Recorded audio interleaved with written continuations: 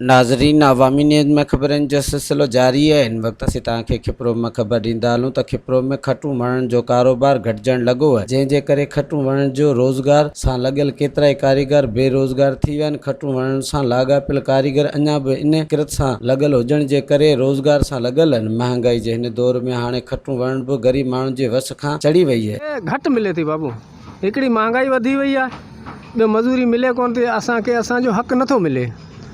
हाणे हर शइ त वधी वई आहे, असांजी मज़ूरी किरी वई आहे। अच्छा, पहिरीं जेके खटूं हीअ हूंदियूं हींअर पटे वारियूं इन खां तव्हांजी मज़ूरी ते कुझु असरु पियो आहे? वधीक असरु पियो आहे बाबा, तमामु खां वधीक असरु असांजी मज़ूरी ते पई वियो आहे।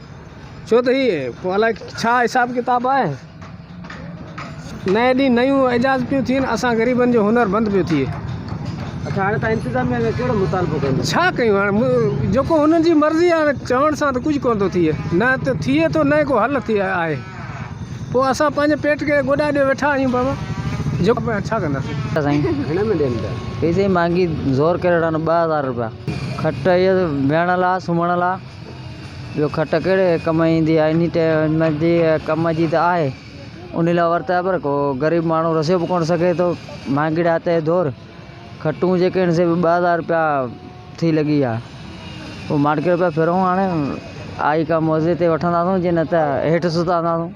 टाइम जे हिसाब सां ॾींहों ॾींहुं घटि थी थी जाए मज़ूरी आहे न, जेको ॾींहों ॾींहुं घटि थी थी जाए शइ, हर महांगाई टाइम वधीक थी वियो आहे, असांजी मज़ूरी घटि थी थी जाए। पहिरीं 500 वणी पियो त हाणे 400 रुपया मिले पिया, जेको 400 वणाई करता हो 300 रुपया मिले पिया, अहिड़े मज़ूरी घटि मिले पई। अच्छा, वधीक बसि उहो पंहिंजे हिसाब खां हले थी, पर हू वधीक पटे वारी हले थी, उन्हनि खे मज़ूरी जो हिसाब असांजे लाइ घटि थी वई आहे।